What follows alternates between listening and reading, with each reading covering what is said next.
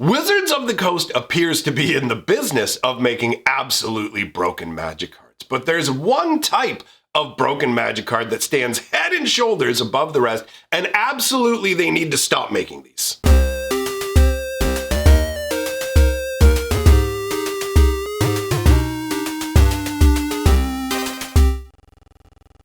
Greetings, owners of fine luxury cardboard rectangles. We are here today to talk about an absolutely broken card from Kaldheim. Now, I have a physical copy of the card here, but I'm going to go ahead and put a copy up on the screen for you guys to look at the same time while we talk about it. Now, this card is In Search of Greatness, or as I call it, In Search of Brokenness, because this card is absolutely obtuse. This is the kind of magic card that should not exist. Now, funnily enough, with me saying that, understand, I do love playing mono green, right? I have a 250 card mono green deck on Arena. This will be going into it. I will put this in my cube and other decks where I play green because this is a fantastic card in terms of the power level, but they need to not make these because they're so unbalanced. So let's dive into what the card is, and then I'll explain to you the problem that I have with this card.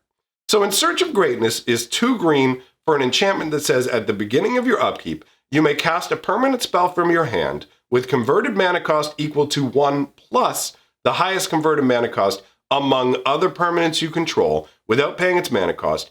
If you don't, scry 1. So this is a word salad, let's be real. This is a pretty wordy card, but once you understand it, it's fairly straightforward as well. At the beginning of each of your upkeeps, you're going to have the ability to cast a permanent spell for free with particular restrictions. The restrictions being that obviously, first of all, it has to be a permanent, and the other restriction is that it has to have an exact casting cost. So whatever the most expensive permanent you have out, you add 1 to that casting cost, and that's the casting cost you're allowed to play. So if you had out some, like if your most expensive permanent on the board was worth 3 mana, then you could cast a 4 mana spell for free. So essentially it's like moving up the ramp. Each turn successively, you should theoretically get the ability to cast a free spell. And on top of that, if you don't get to cast the free spell, you get to scry 1, which allows you to manipulate the top card of your deck. Now, this is not a legendary enchantment. You can have multiples of these out. If you had 4 of these out, 4 of them would trigger during your upkeep, and you could cast 4 spells for free if you met the criteria, which is absolutely insane. Let's be very real about that. This is some craziness. Speaking of craziness, I just want to take a moment to appreciate how funky the artwork is on this card as well. It looks like you've got Toski, and he is dealing with, I guess, some kind of regular everyday wolf. The wolf doesn't look like it's like a big cosmos wolf,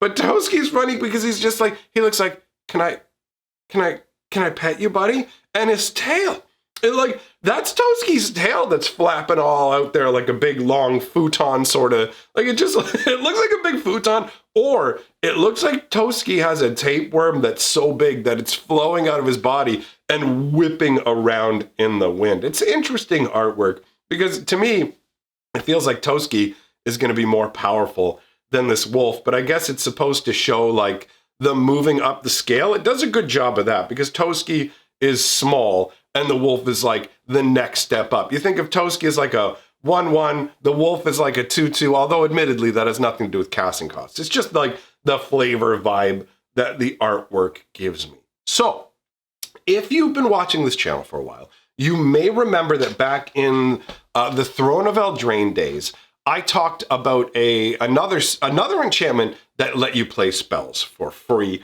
called Fires of Invention. And Fires of Invention turned out to be a massive, massive problem because it allows you to play spells for free.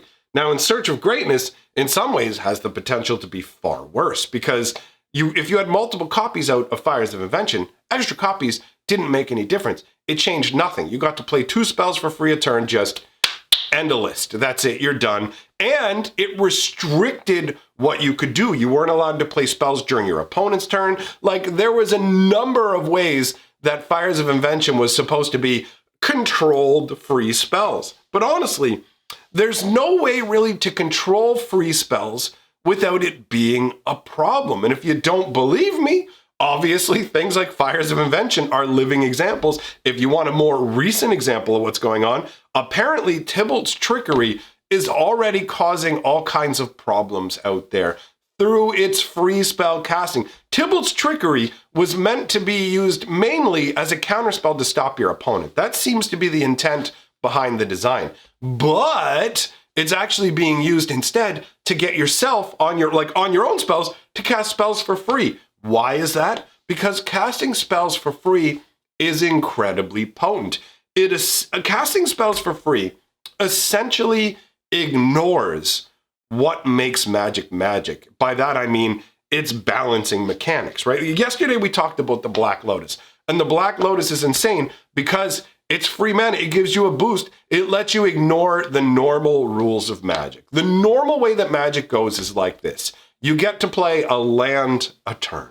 That's it. One land each turn, and that will slowly but surely increase the amount of resources you have access to and the power level of the spells that you can cast. Now, obviously, there are particular things like mana rocks, creatures that tap for mana, that let you accelerate that process a little bit. But overall, the idea is supposed to be a fairly straightforward progression of upwards power, right? And how do they do that? How do they make sure that the game isn't unbalanced right from the get-go? They use casting costs. If you have played games that don't have casting costs, like Keyforge, for example, Keyforge doesn't use casting costs. Its entire balancing mechanic is that each deck is created uniquely. You can only play the decks as they've been randomly generated, so you don't have the ability to construct a particular deck to take advantage of the fact that there are no casting costs. But that's not what Magic uses. Magic uses its casting cost system, which has a couple of different ways of restricting what you can do. One, and the most straightforward, obvious one, is just the sheer amount of mana you have to spend on something. So whatever the total casting cost is one way of balancing things, and another way of balancing it is by using mana colors, right? So we have different colors that have access to different abilities, and depending on how strongly that ability is tied to that color and shouldn't be available to other colors, it will get more mana. Like if a spell is supposed to be a mono red spell, they'll put 3 red, 4 red into the casting cost, right? That's how they get you, okay, we want this to be used by red decks, right? If you want to play another style, you're going to have to take the risk, basically. Like, the more colors you want to play, the more unreliable your deck is supposed to be. That's the underlying concept, where it's like, you're not supposed to just be able to access all 5 colors of Magic, all the abilities, to the point where it feels like there's no colors and everything may as well have colorless in its casting cost. They're all just generic mana because it doesn't matter. You don't need mountains, forests, whatever, all these different... The point is that the casting costs exist to balance the game. And it feels like more and more that Wizards of the Coast feels like it's unfair or something, that they're required to stick with the balancing mechanics that literally balance their game. With In Search of Greatness, you can cast any number of spells for free. Yes, they have to be permanent spells, but I don't consider that nearly enough of a restriction. And this doesn't care about the color of it as well. I can put out an In Search of Greatness, and that means I can play white, blue, green, black, red permanents with no problem whatsoever. Just literally, it essentially obliterates all of the balancing mechanics of Magic. And it's only 2 mana to put out. And you can have multiple of these. This is the kind of card that people will look at it first and go, nah, I don't think it'll be a big deal. The restrictions. People are going to find the correct path to walk with In Search of Greatness. Understand that we're not living in the olden times of Magic where Wizards of the Coast went out of their way to balance cards, right? I mean, look at what happened with Oko. They said, we didn't think that anybody would use Oko's ability in anything but a defensive capacity. And it's like, really?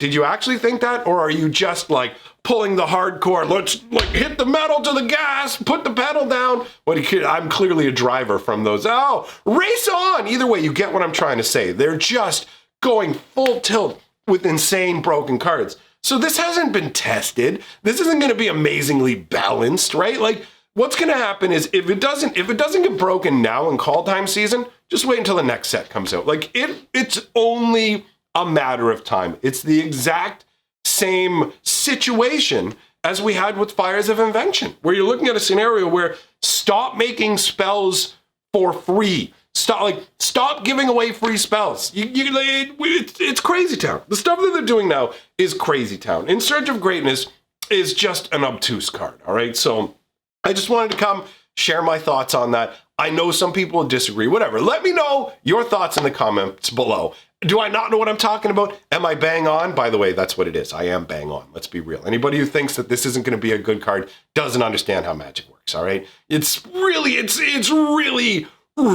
straightforward. This thing will let you cast multiple free spells over and over and over. And when it's not operating to give you free spells, it's actively helping you to smooth out your draws as well. Like, this happens during the upkeep before you even draw for the turn. This card is incredible. Whatever, man. I've said what I have to say about it. Let me know your thoughts. Names of all my awesome patrons scrolling on by. Thanks for supporting what I do. I will see you all next time.